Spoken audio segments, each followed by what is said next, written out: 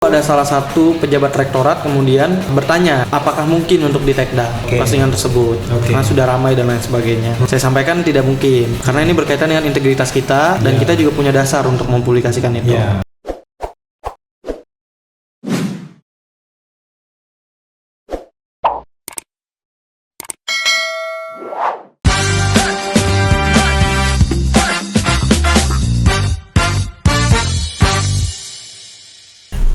Assalamualaikum warahmatullahi wabarakatuh, sobat RH sekalian. Jumpa lagi kita di channel yang keren ini, keren cadas ya. Saya ada tamu yang hari-hari terakhir ini luar biasa ya, terkait dengan the king of lip service ya, bukan lift itu ya, bukan lift up, tapi lip bibir, lip service. Dia adalah ketua Badan Eksekutif Mahasiswa Universitas Indonesia ya. Wearing the yellow jacket. Saya juga pernah di Universitas Indonesia. Beliau adalah Leon Alvinda Putra. Siap. Assalamualaikum warahmatullahi wabarakatuh. Waalaikumsalam warahmatullahi wabarakatuh, Bang. Sentuhan sedikit kita. Siap. Mantap. Jadi sobat RH sekalian, saya pernah juga jadi ketua BEM ya, walaupun BEM tingkat fakultas, karena tingkat universitasnya waktu itu Anies Baswedan. Cuma bukan Aniesnya, karena dulu ada namanya Senat Mahasiswa BEM kan, BEM badan pelaksananya. Tapi dulu nggak ngetop BEM itu, ngetopnya ketua Senat. Kalau sekarang kan BEM-nya ya. Jadi ini BEM UI ya. Iya betul. Kalau boleh tahu, jadi namanya repot, Refli Podcast ya. Jadi mungkin kita tidak hanya tanya soal the king of lip service, tapi juga soal personality Leon ya. Leon lahir di Jakarta. Tanggal 15 Agustus 1998. Waduh, 15 Agustus 1998 ya. Tahun itu saya sudah menyaksikan reformasi. Karena reformasi itu 21 Mei tahun 1998. Jadi tapi anak reformasi juga ya. Di Jakarta, ayah ibu berasal dari campuran, Bang. Campuran ya. Kalau ibu kakek Suriname atau apa? Enggak, bukan. Ada dari Padang, kakek dari Padang. Kakek dari Padang. Ya, ada Chinese-nya juga. Ada Chinese-nya juga. Ada Jakartanya juga. Jakarta, Betawi ya? Iya. Betawi, ada Sukoharjo pindah. Sukoharjo pindah. Oke, jadi itulah melting pot ya. Jadi kayak begini. Jadi berarti Padang, Betawi, Chinese. Yang Chinese dari Bapak? Dari ibu. Dari garis ibu ya? Iya, dari garis ibu. Asli Chinese, maksudnya etnis Chinese asli atau campuran juga? Keturunan juga ya? Oke. Luar biasa ya Leon ya, jadi dari Padang juga ya. Terpilih sebagai ketua BEM kapan? Leon? Januari, terpilihnya Desember, tapi kemudian serah terima jabatannya Januari awal, tanggal 10.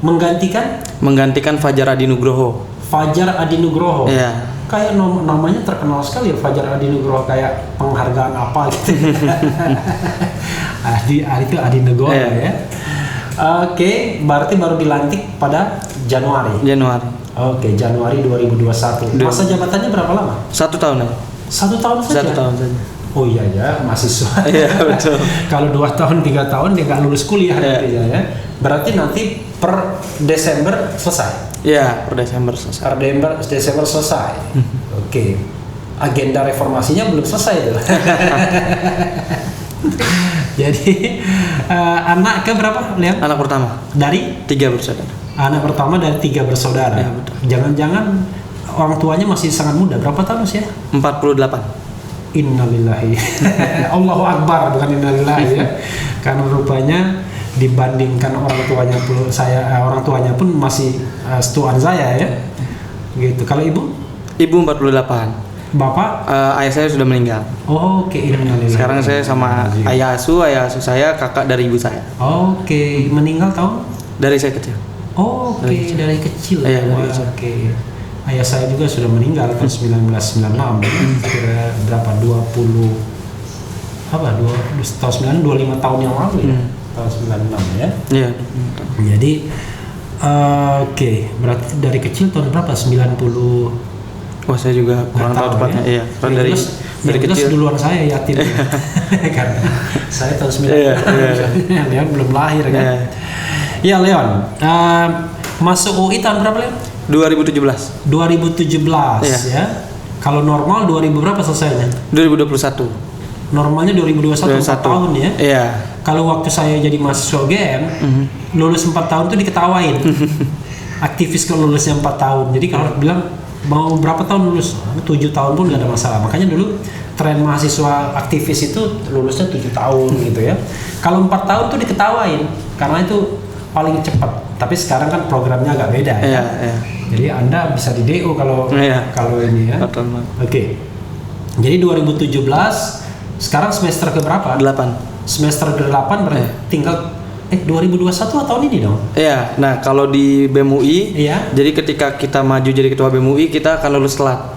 Oke. Iya, karena salah satu syaratnya untuk maju harus lulus 111 SKS. Dan itu Biasanya yang sudah semester 7 yang baru bisa mengambil. oke.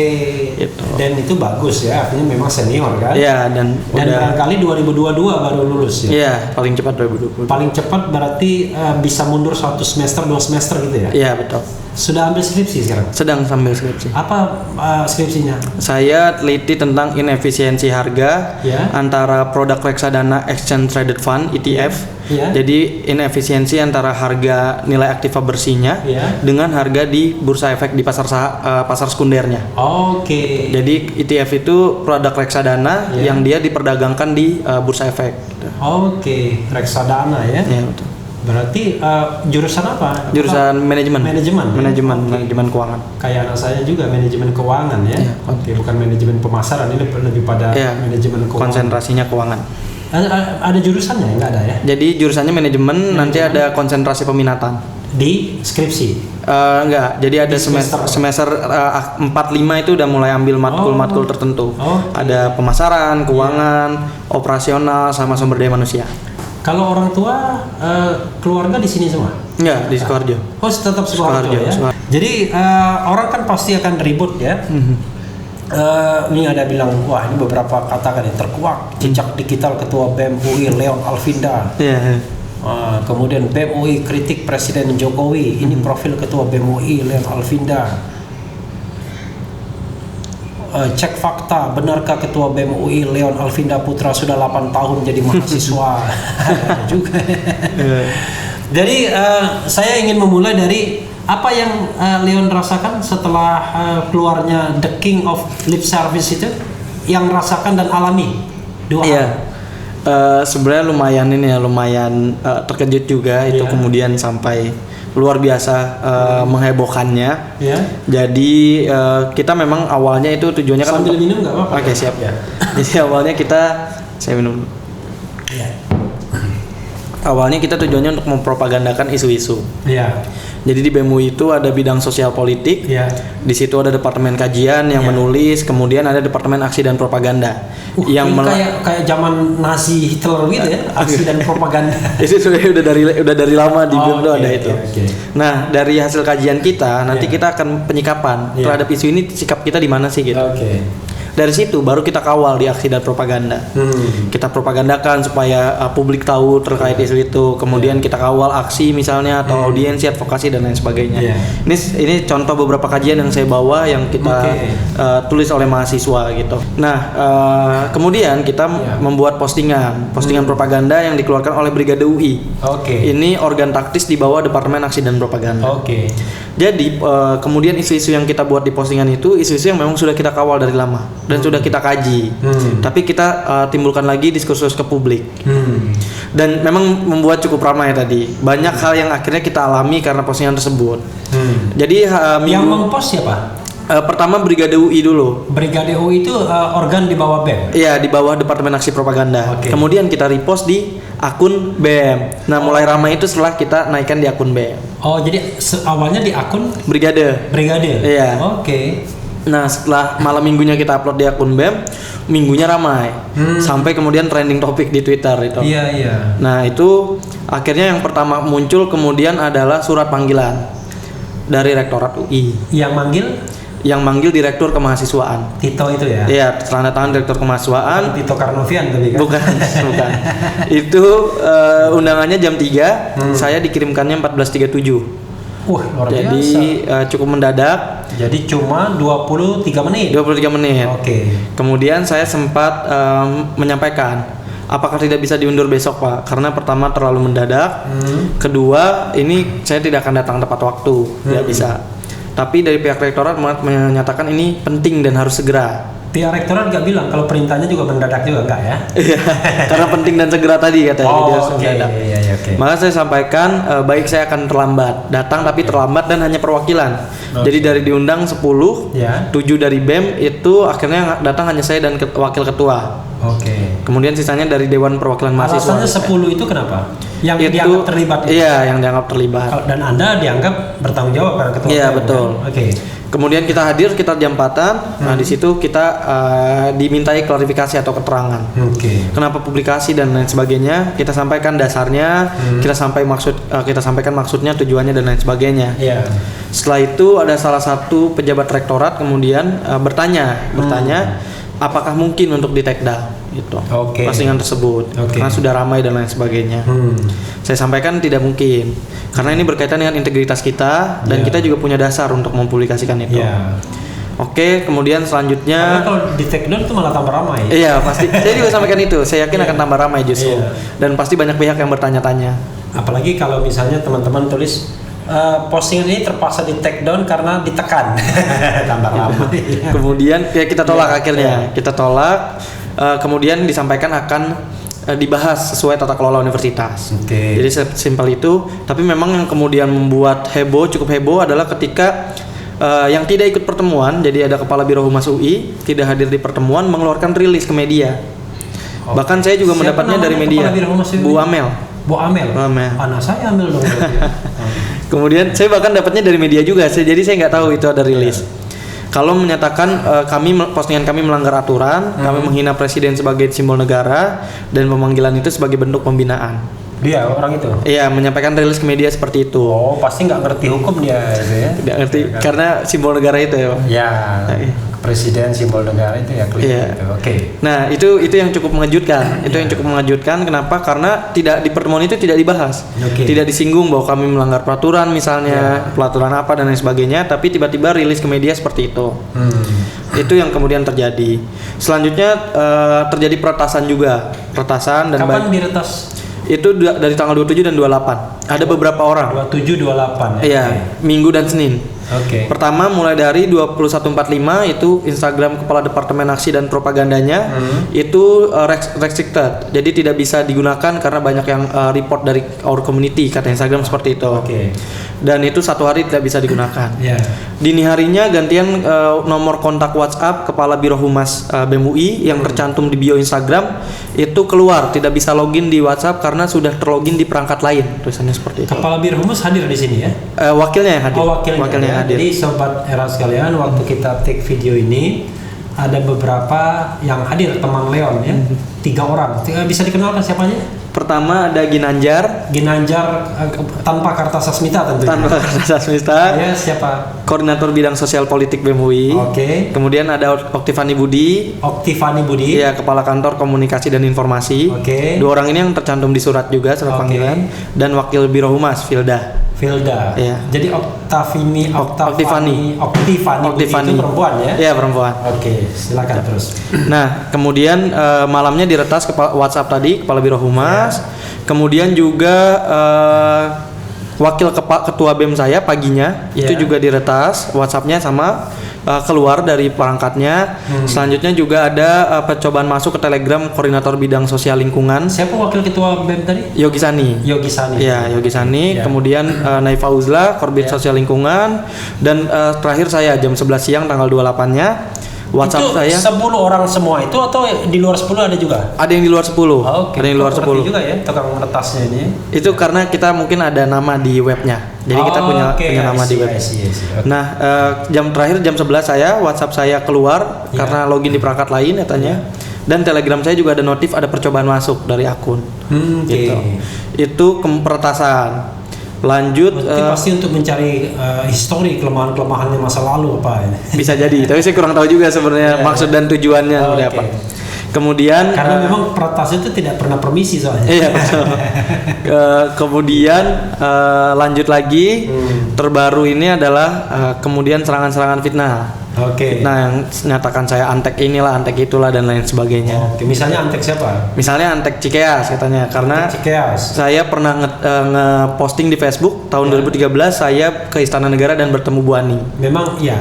Iya, itu kelas 2 SMP. Dan senang dong pasti. Betul, karena saya waktu itu juara lomba karya tulis dan penyuluhan tingkat provinsi, juara 3. Kemudian dinobatkan jadi duta sanitasi. Lalu what's the matter, apa masalahnya? Nah, kemudian seolah-olah dibuat kalau saya itu adalah suruhan gitu, suruhan. Oke. Padahal saya masih kelas 2 SMP dan dikukuhkan sebagai duta sanitasi dulu. Oke, suruhan Cikeas. Itu jejak digital digali sampai 2013. Apalagi? Ya, kemudian saya antek pro FPI misalnya dan lain sebagainya. FPI ya kan? Karena dulu, dan lain sebagainya. Dulu kan pernah statement juga kan BEM UI. Iya, itu kan? pernyataan sikap BEM UI 2020 tapi. Iya. 2020 ketika itu, dan saya menghargai itu, tapi kalau untuk 2021 kita belum sempat mengkaji dan menyatakan. Ya apa salahnya juga ya, orang ada pembubaran tanpa due process of law. Saya orang hukum soalnya. Itu yang jadi dasar. Ini negara demokratis, nggak bisa kita membubarkan ormas begitu saja ya. Kemudian apa lagi? Ya itu terakhir ini menyebutkan menyelamati PKS dan PAN. Ya, jadi saya waktu itu sampaikan bahwa saat ini partai oposisi dibutuhkan. Karena menurut saya koalisi sudah terlalu gemuk. Dan itu dibutuhkan untuk menyeimbangkan demokrasi. Saya sampaikan seperti itu. Tapi kemudian ada yang memelintir seolah-olah saya adalah simpatisan atau pendukung dari partai itu. Gitu. Dan memelintir bahwa seakan menggiring opini bahwa tindakan saya itu adalah suruhan dari partai itu. Padahal tadi kita punya mekanisme internal yang independen. Jadi gini, sobat daerah sekalian, nih kadang-kadang saya juga memberikan penerangan ya kepada masyarakat, kepada sobat daerah sekalian. Kalau mahasiswa itu mentalnya kritis kepada kekuasaan, itulah wajar.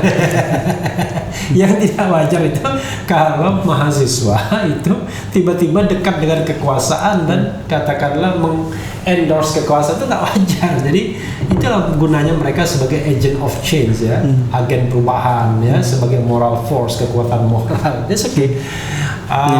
Dan rasanya enteng-enteng aja lah fitnahnya itu ya. Yang penting kan faktanya tidak demikian. Oke. Tapi kita tahu setelah itu Presiden Jokowi doorstop, ya kan? Walaupun doorstopnya cuma satu mikrofon, kira-kira udah diatur kan?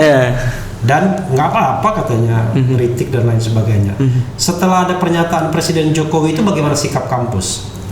Kalau untuk sikap kampus saya belum mendengar lagi sebenarnya. Oh, jadi setelah dipanggil itu nggak ada komunikasi? Nggak ada komunikasi. Bahkan justru saya melihat berita CNN yang mengeluarkan pernyataan itu di Jendikti Kemendikbud. Bilang apa? Bahwa tidak akan disanksi. Iya, karena masyarakat sudah protes. Jadi nggak ada apa-apa ya? Nggak ada. Oke. Nggak ada apa-apa. Tapi begini, yang ingin saya tanyakan sebelum saya ingin bergerak lebih jauh ya.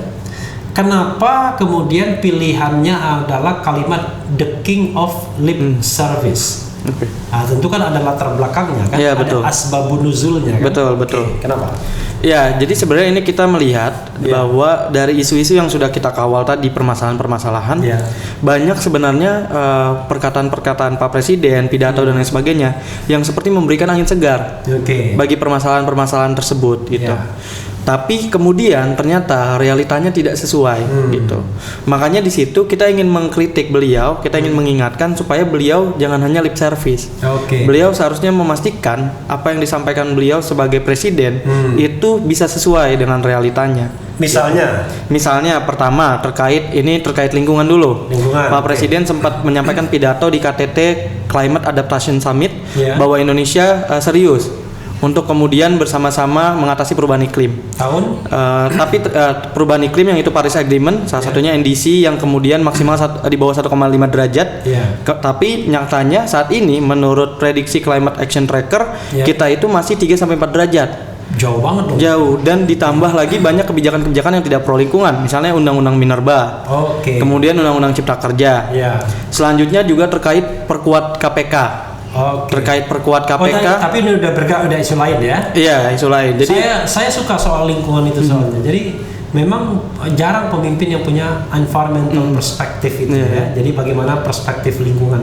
Yang ada adalah pemimpin selalu pengen bangun gedung-gedung bertingkat macam-macam. Oke, yang kedua KPK. Terus KPK juga bahwa upaya perkuat KPK dan lain sebagainya tidak Presiden juga sempat berpidato terkait ketidaksetujuan untuk beberapa pasal direvisi UU KPK. Namun nyatanya Pak Presiden tidak juga mengeluarkan Perpu terkait KPK. Terbaru terkait TWK, ya kan, bahwa Pak Presiden menyampaikan seharusnya TWK tidak dijadikan, ya kan, sebagai sewenang-wenang sebagai dasar pemecatan. Pada faktanya saat ini bahkan mendapatkan labeling 50 orang lebih bahwa tidak bisa dibina dan kemudian merah gitu. Karena dia tidak bisa dibina maka dibinasakan. Seperti itu. Ya. Nah itu beberapa hal yang kemudian salah membaca pidato Presiden itu kalau tidak salah bukan satu-satunya. Iya benar, bukan satu-satunya. Karena bukan satu-satunya, ya barangkali dia sudah dikombinasikan dengan faktor lain bisa dipecat. Bisa jadi. Tapi kita tidak tahu faktor itu apa karena yang disebutkan hanya hasil TWK seperti itu kan, hasil TWK. Itu kemudian represivitas. Ya kita pernah dengar pidato bahwa Pak Presiden rindu di demo. Rindu di demo itu penting untuk masukan dan lain sebagainya. Tapi kenyataannya saat ini misalnya tahun 2020 Kontras menemukan 1.500 aduan terhadap demo Omnibus Law. Kemudian Komnas HAM lebih dari 1.000 aduan juga pelanggaran HAM. Itu udah dipastikan bahwa Presiden itu rindu di demo, bukan demo masak, bukan kan? Itu mungkin interpretasi yang berbeda. Saya kurang tahu juga sebenarnya. Nah, terbaru ini saya juga yang merasakan dan teman-teman BEM UI. Tanggal 1 Mei kita ikut demo Hari Buruh, tiba-tiba dijegat oleh kepolisian, dinyatakan tidak boleh karena kita mahasiswa, tidak boleh demo Hari Buruh. Akhirnya 168 mahasiswa ditarik, diseret ke Polda Metro Jaya, termasuk 28 mahasiswa UI dan salah satunya saya. Polisi itu belajar di mana ya? Saya juga kurang tahu lagi itu. Jadi kadang-kadang kalau bikin alasan tuh harus pintar juga ya, pandai juga. Masa dilarang, mahasiswa dilarang demo karena bukan buruh ya. Apapun boleh demo kalau memang mewakili aspirasi. Ya. Apa lagi? Terus tadi 1 Mei, 3 Mei juga terjadi. Waktu hari demo Hari Pendidikan Nasional di depan Kemendikbud, 9 orang tertangkap dan dijadikan tersangka. Kan Pendidikan Nasional tanggal 2 Mei. Itu saat hari Minggu soalnya 2 Mei. Jadi kita demonya 3 Mei-nya Senin. Dalam memperingati itu. 9 orang tertangkap, tersangka salah satunya Ketua BEM Fakultas Hukum UI. Sampai saat ini masih tersangka. Tapi sudah dilepas ya? Iya dilepas. Tapi wajib lapor. Tersangka wajib lapor. Padahal saat itu dia sedang jalan pulang ditangkapnya itu. Tersangka apa? Demo memperingati Hari Aksi Pendidikan Nasional. Di ininya pasal wabah penyakit menular, pasal 14. Kayak Habib Rizik juga itu, kayak pasal 14 itu. UU nomor 4 1984. Tentang wabah penyakit menular, pasal 14. Dan ditangkap saat jalan pulang dari aksi. Kayak Habib Rizik. Itu contoh inkonsistensi bahwa pernyataan-pernyataan Pak Jokowi ternyata tidak dipastikan berjalan sesuai di lapangannya. Makanya kita di situ ingin mengkritik, mengingatkan Pak Jokowi, tolong jangan hanya lip service, jangan hanya menyampaikan tadi perkataan-perkataan angin segar tapi kemudian tidak dilaksanakan realitanya kebijakan. Tidak sesuai dengan fakta. Betul. Kalau di hukum itu ada ada das solen, ada das sein, kan? Yang seharusnya A tapi faktanya B, kira-kira begitu ya.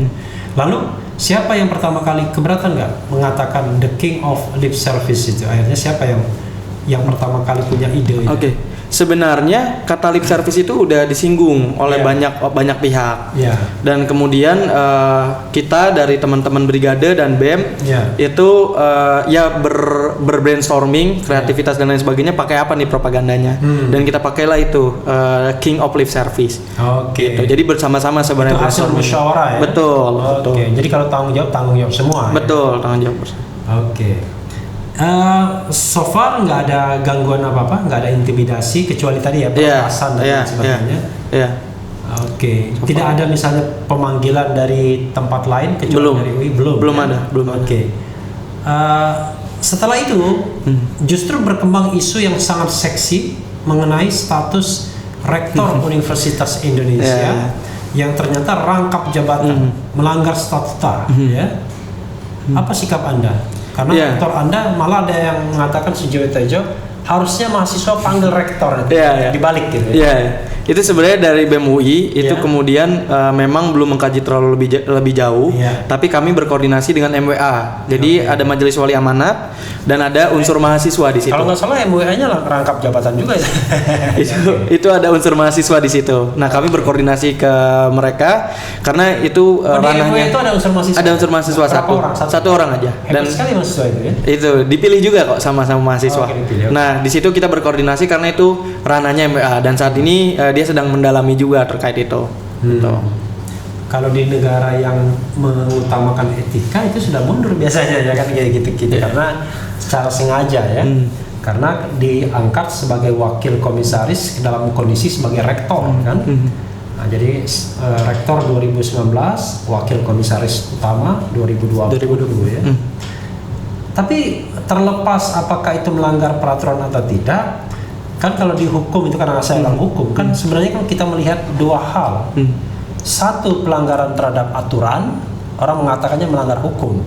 Yang kedua, ada prinsip yang juga tidak boleh, yaitu melanggar yang namanya tata kelola pemerintahan yang baik, good governance, clean government. Walaupun tidak diatur di hukum, AUPB. AUPB ini kan sangat memungkinkan adanya konflik of interest misalnya. Kalian kalau bayar uang kuliah pakai himbara kan? Iya. Himpunan Bank Negara kan pastinya kan? Iya. Kira-kira ada konflik of interest nggak itu? Ya kan? Kalau misalnya seorang rektor UI tiba-tiba menjadi komisaris di himbara. Ini contoh kecil saja karena saya pun termasuk orang yang kesal dengan orang-orang yang rangkap jabatan. Padahal jabatan rektor itu sangat noble ya kan? Jadi belum ada sikap soal Belum. itu. Mungkin ini kita akan kaji nanti dari apa yang Abang sampaikan juga. Jangan cepat-cepat, jangan lama-lama kajinya. Oke ya. Karena kita juga harus berpartisipasi dalam menegakkan good governance ya kan. Saya kira orang rektor UI mau berdebat sekalipun oke, ya kan. Ajak debat dia bahwa perilaku dia itu keliru, salah. Anda harus berpikir dua hal, aturan dan good governance, AUPB. Nah, ini kadang-kadang orang yang baru belajar separuh hukum itu selalu bicara aturan, tidak bicara tentang AUPB. Nah, padahal di situ ada etika, ada moral dan lain sebagainya ya, conflict of interest dan lain sebagainya. Oke. Ada lagi yang mau ditambahkan pada bab ini yang barangkali terlupakan oleh saya? Ya, itu yang terbaru mungkin tentang respon Pak Jokowi. Oke. Respon Pak Jokowi. Ya, pertama-tama kami berterima kasih Pak Jokowi sudah memberikan atensi terhadap ini. Iya. Tapi yang kedua adalah kami sebenarnya berharap Pak Jokowi bisa menjawab substansi-substansinya gitu. Oke. Jadi kami sebenarnya kurang sepakat juga jika kritik kami disamakan dengan serangan ke personal beliau, misalnya seperti kelemar-kelemar, pelongo-pelongo. Menurut kami itu dua hal yang berbeda. Karena lip service ini kami sematkan berdasarkan kebijakan-kebijakan. Bukan karena orangnya. Bukan. Jadi antara Bukan pernyataan karena Anda melihat gerak bibir dia lalu perlu diservis. Bukan. Tapi karena pernyataan beliau sebagai presiden tidak sesuai dengan kebijakan-kebijakan yang terjadi gitu. Nah, kami berharap bukan nothing personal ya. Nothing personal. Kami berharap sebenarnya Pak Jokowi bisa menjawab substansi itu, kritikan itu dan kemudian membuktikannya gitu. Seperti itu. Tapi ya ada tapinya juga ternyata walaupun dia bilang ini tapi harus sesuai dengan etika atau macam-macam gitu. Anda merasa bahwa Anda melanggar etika nggak ketika mengatakan the king of lip service itu? Sebenarnya tadi kembali lagi bahwa kami sebenarnya punya dasar untuk menyampaikan itu. Jadi bukan tiba-tiba kami mengejek atau mengatai beliau gitu. Tapi ini adalah sebuah istilah yang menggambarkan apa yang terjadi menurut kami antara realita dengan penyampaian beliau gitu. Terus kemudian terkait sopan santun saya kira itu relatif ya menurut saya, tapi intinya kritik kami ini punya substansi gitu. Media yang digunakan ya berbeda-beda dan kali ini kami menggunakan meme seperti itu. Anda bersedia berdebat soal substansi betul. dengan siapapun, misalnya katakanlah ada juru bicara istana atau KSP dan lain sebagainya. Ya, mudah-mudahan KSP jawab ini substansi yang ini ya, karena kita harus membangun demokrasi dari sisi argumentasi ya. Jadi dia bukan dari sisi buzzerianisme. Buzzerianisme itu menyerang yang tidak substantif kan. Gitu. Itu yang saya sayangkan sebenarnya Bang. Narasi di sosial media justru bergeser kepada menyerang personal. Tadi memelintir jejak digital dan lain sebagainya. Padahal seharusnya diskursus yang hadir itu adalah diskursus terkait substansi. Benar tidak sih bahwa pernyataan beliau tidak sesuai dengan kebijakannya gitu? Ya, tapi kalau buzzer kan tidak pernah begitu. Gitu. Jadi kalau buzzer begitu sudah mencederai kontraknya. Sebagai buzzer, saya menyebut buzzer ya. Kalau Anda bukan buzzer ya jangan marah ya kan. Artinya kan ada orang yang memang simpatisan yang betul-betul tidak dibayar, ada yang dibayar, ya itu adalah soal masing-masing saja. Tapi intinya adalah bagaimana kita menjaga ruang demokrasi ini kan. Nah, ada satu hal yang ingin saya sampaikan yang mungkin ngeri-ngeri sedap, tapi kan kita harus memahaminya sebagai sebuah realitas kehidupan ya. Dan mahasiswa mungkin bisa memegang atau mengambil peran ini. Setelah adanya soal the king of lip service dari BEM UI ini, Anda sempat berkomunikasi dengan BEM-BEM lainnya? Iya, kita berkomunikasi dengan siapa aja? Dengan banyak BEM sebenarnya. Tadi dengan BEM seluruh Indonesia itu hampir 150 BEM di universitas. Oh, jadi komunikasi melalui daring? Melalui daring. Okay. Melalui daring kita saling komunikasi dan ternyata banyak yang punya keresahan yang sama, Bang. Jadi setelah postingan kita, banyak lagi yang memunculkan postingan-postingan baru yang mengangkat dari sudut pandang yang berbeda. Termasuk UGM sebenarnya sudah posting duluan betul. Hari tanggal 21 Juni ya. Betul. Bapak Orde paling baru. Ya. Jadi banyak yang punya keresahan yang sama. Akhirnya kemarin BEM Yarsi membahas lip service di bidang pangan, ya kan. Kemudian nih terbaru BEM Universitas Muhammadiyah Yogyakarta kemudian mempublikasikan terkait respon Pak Jokowi tadi yang tidak menjawab substansi dan banyak BEM yang akhirnya bersolidaritas. Bahkan kemudian banyak LSM NGO juga yang sama menyampaikan lip service, misalnya Greenpeace di bidang moratorium dan deforestasi hutan, kemudian 350.id di bidang perubahan iklim tadi, kemudian di bidang pelanggaran HAM berat masa lalu, kemudian ada Kontras, ada ICW di bidang penanganan korupsi, upload juga LBH Jakarta di bidang penanganan kasus Munir dan kasus Novel Baswedan. Mereka berkomunikasi ke BEM UI atau mereka secara sendiri-sendiri?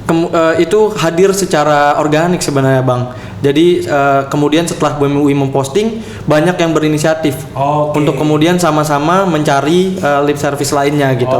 Gitu. Tapi yang Anda nggak cari tukang lift kan? Enggak. Dari bilang lift service ya. Ini lip. Lip. Jadi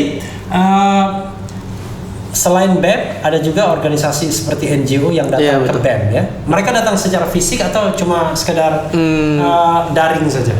Kalau dibilang datang juga enggak ya. Tapi lebih menunjukkan solidaritas secara daring bahwa ini postingan kami, bahwa kami juga bersama BEM UI, bahwa kritik yang dilakukan BEM UI kami validasi benar gitu.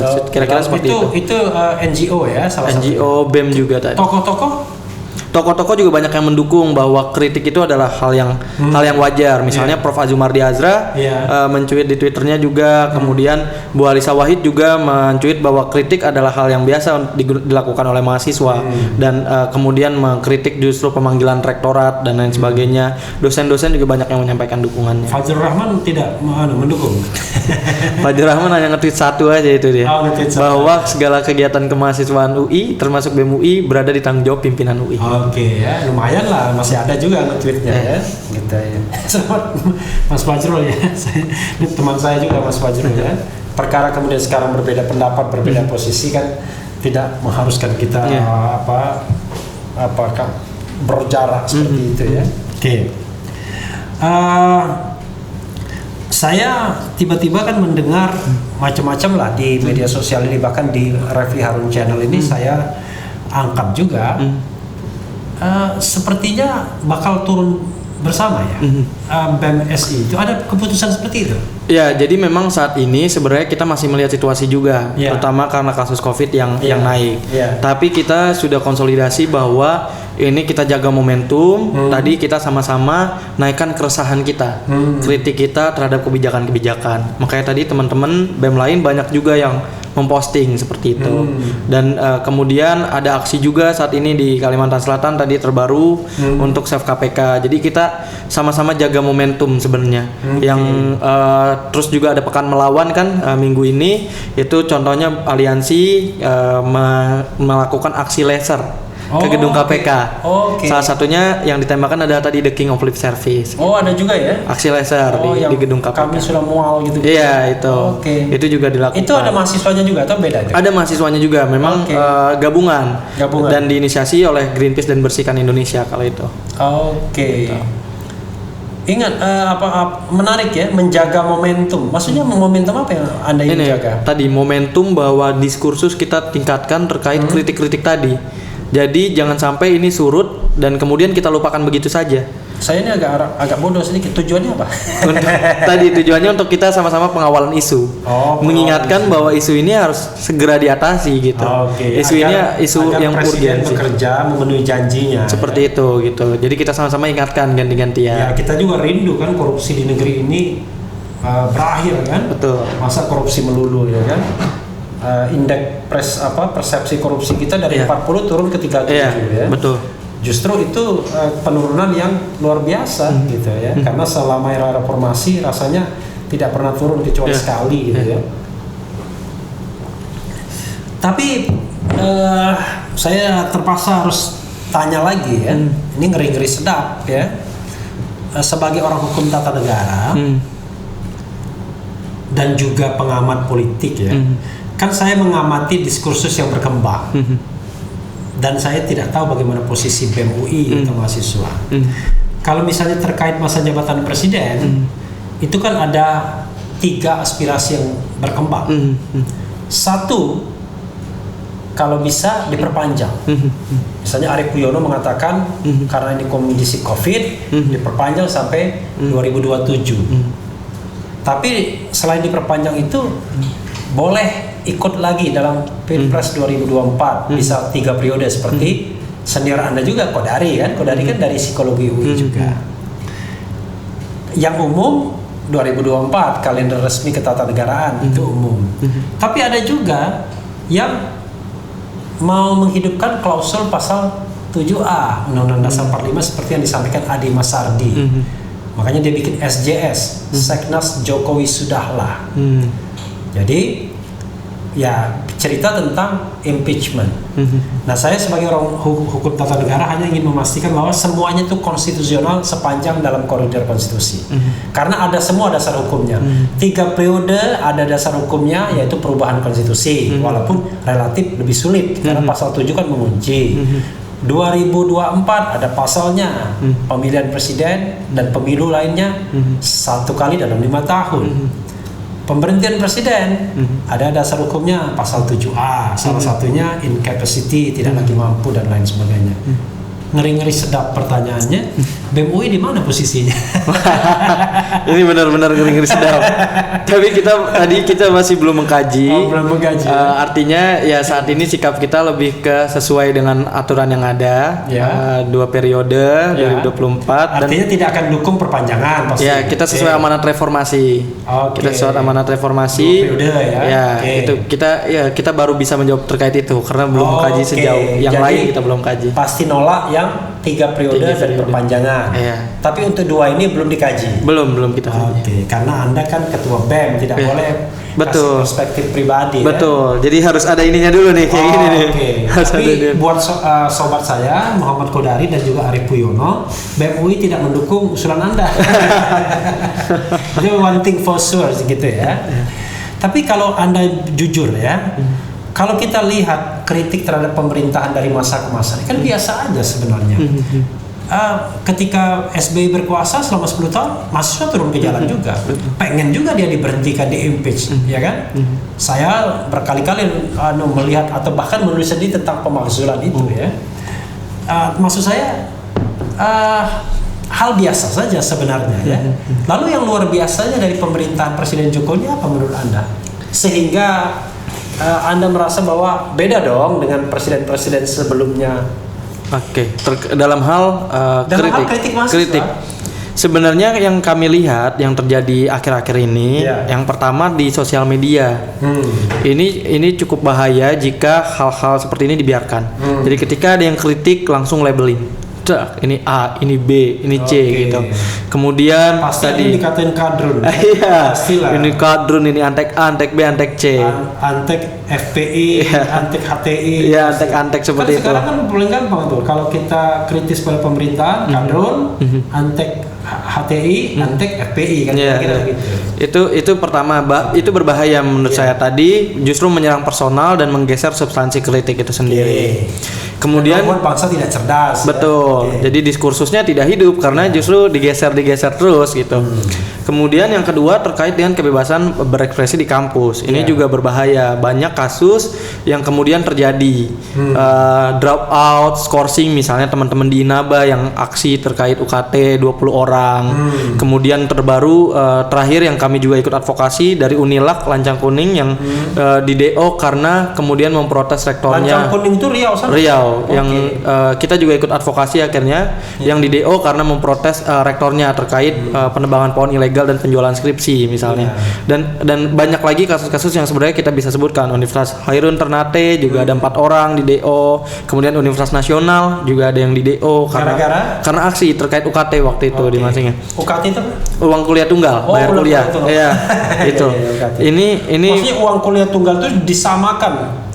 enggak, Rata. tapi lebih banyak yang kemudian di pandemi meminta diturunkan I see, gitu. I see. Beda-beda memang bayarnya, tapi ada mau potongan gitu di pandemi. Iya, karena orang nggak ada tatap muka kan. Iya betul gitu. Nah, Oke. saya rasa ini juga berbahaya kalau dibiarkan. Artinya kampus sebagai sarana kita belajar.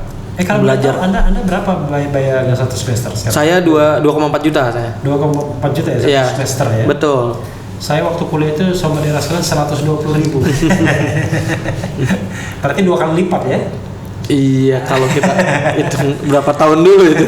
Itu harus Berarti 2 dihitung kali dulu. lipatnya 20 kali lipat.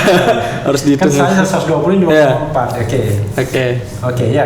Itu dan itu mungkin yang menurut saya cukup berbahaya jika tadi kritik yang sebenarnya hal biasa dan justru bagus untuk kehidupan demokrasi direspon dengan sebegitu parahnya gitu. Iya. Dengan serangan-serangan personal, serangan digital juga yang ketiga tadi serangan digital terkait peretasan. Iya. Saya tidak kemudian tidak mau menuduh siapa dalangnya, tapi siapapun itu sebenarnya teror-teror digital seperti ini juga tidak bisa dibiarkan. Saya 2 kali juga selama menjadi pengurus BEM terkena peretasan. Oke. Gitu. Itu juga menjadi alarm yang berbahaya. Terkena peretasan bukan petasan kan? Bukan petasan. Kalau petasan kadang-kadang demo ada petasan juga kan kadang ya. Iya, tapi kan Anda tidak menjawab secara substantif sebenarnya kan. Tadi kan ya paham lah ya. Tapi menurut Anda kalau kita bicara tentang legitimasi ya. Menurut Anda apakah pemerintahan ini punya legitimasi untuk melanjutkan masa jabatannya? Memiliki kapasitas karena saya dengar PB HMI misalnya MPO sudah bilang bahwa ya kalau nggak mampu mundur saja. Saya hanya membacakan berita media bukan karangan saya sendiri. Saya bisa tunjukkan berita media gitu. Betul. Ya sebenarnya sama seperti tadi jawabannya karena kami belum punya kajian dan lain sebagainya, kami belum bisa bersikap terkait itu. Karena itu kalian kaji lah nanti kesini lagi. Kami belum setelah hasil kajiannya ya. Mungkin HMPO sudah punya dasar. Kalau kami masih belum punya dasar. Artinya saya salah undang ya. Kalau terkait pertanyaan itu. Iya. Karena saya juga agak penasaran kenapa HMPO memberikan pilihan seperti itu ya. Dan juga HMI kan himpunan mahasiswa Islam ya. Saya paham pasti di kampus UI banyak juga yang anggota HMI kan. Saya juga anggota HMI. Oh, anggota HMI juga. HMI. Tapi yang Dipo atau MPU? Dipo. Ya kan. Kalau Dipo agak aman-aman sedikit lah ya kan. Tapi kan sekarang nggak ada lagi soal azas tunggal dan lain sebagainya kan. Nah, tapi Dipo lebih besar ya daripada MPU ya. Ya bisa dibilang mungkin. Bisa dibilang ya. Karena MPU kan sebenarnya karena zaman Orde Baru dulu ya dia. Nah, kan mereka sudah mengeluarkan sebuah statement yang menurut saya ngeri-ngeri sedap, yaitu statement memanggil revolusi, ya kan? Kalau kita lihat di media misalnya siapa namanya Afandi Ismail. Ya, Afandi kan? Ismail. Afandi Ismail misalnya, nih, nih ya. Malah dibilang pansos katanya ya. Nih, ya kan? Dia mengajak untuk tuh HMI bersama rakyat memanggil revolusi 2021. Jokowi harus turun, rakyat berdaulat bentuk pemerintahan sementara. Selamatkan demokrasi Indonesia untuk Indonesia menang. Ganti sebelum 2024. Demikian bunyi poster yang diunggah di akun Instagram @afandi_ismail Senin 29 Juni. Ini nggak ada apa-apanya kalau dibandingkan dengan, maksudnya lip service tadi nggak ada apa-apanya dibandingkan dengan ini. Iya betul. Kalau ini jelas ya, jelas, tegas, direct begitu. Apa pendapat Anda terhadap ini? Karena Anda kan juga anggota HMI, walaupun HMI yang HMI cabang Dipo ya, HMI cabang MPO ya kan? Ya, sebenarnya kalau ya menurut saya hargai itu sebagai pendapat masing-masing sih. Jadi ketika HMI MPO memiliki sikap itu tadi itu adalah pendapat dia dan saya hargai. Mungkin memang dia sudah punya dasar atau analisis terkait kondisi itu gitu. Tapi kalau kami dari BEM UI belum mempunyai sikap kesana gitu. Akan mendiskusikannya, ada sikap seperti itu, ada sikap final nanti terhadap pemerintahan Presiden Jokowi. Kita belum membahas ke arah sana sebenarnya. Belum membahas ya. Belum ada agenda juga. Belum ada agenda ke sana. Kita tidak ada agenda. Anda benar-benar terukur. Jadi itu juga sebenarnya saya memastikan banyak yang bertanya apakah ini jadi satu agenda tadi impeachment atau dan sebagainya. Tapi saya sampaikan ini bentuk kritik. Ini bentuk kritik, kita belum ada agenda kesana. Anda tidak ikut mendesak Presiden Jokowi mengundurkan diri gitu? Tidak ada desakan ke situ. Jadi sahabat daerah sekalian, kalau kita bicara pergantian presiden itu kan ada 3 melalui pemilu. Itu pasalnya tadi saya sebutkan, melalui impeachment pasal 7A dan pengunduran diri sebagaimana Pak Harto pernah melakukannya ya. Anda pilih yang mana di antara? Saya balik lagi tadi balik lagi ya. Itu. Ya, memang tidak mudah ya di dalam alam demokrasi seperti ini untuk frankly speaking ya.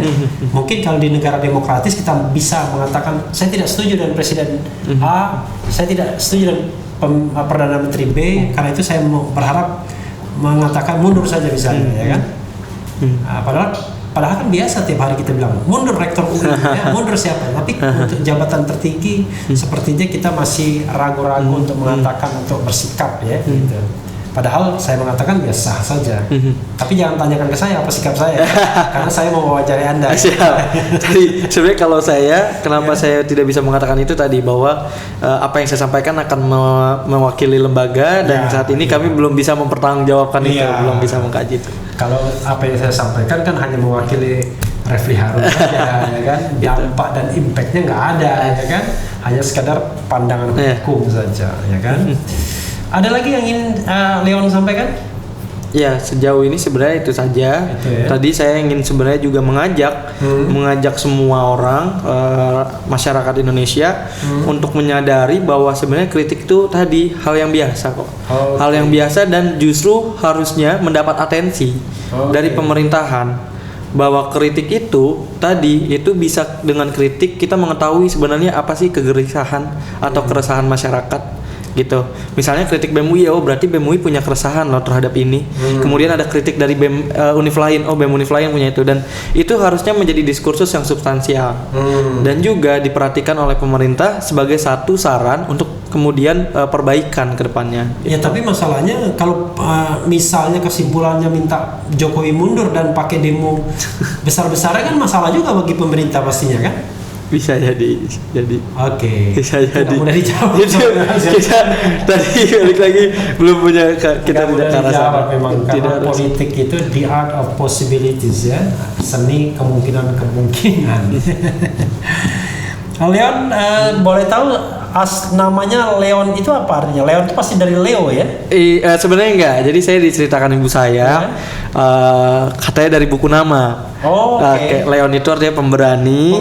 Avinda itu teman yang bijaksana. Leon Avinda. Avinda putra itu laki-laki. Jadi laki-laki pemberani dan teman yang bijaksana. Luar biasa ya.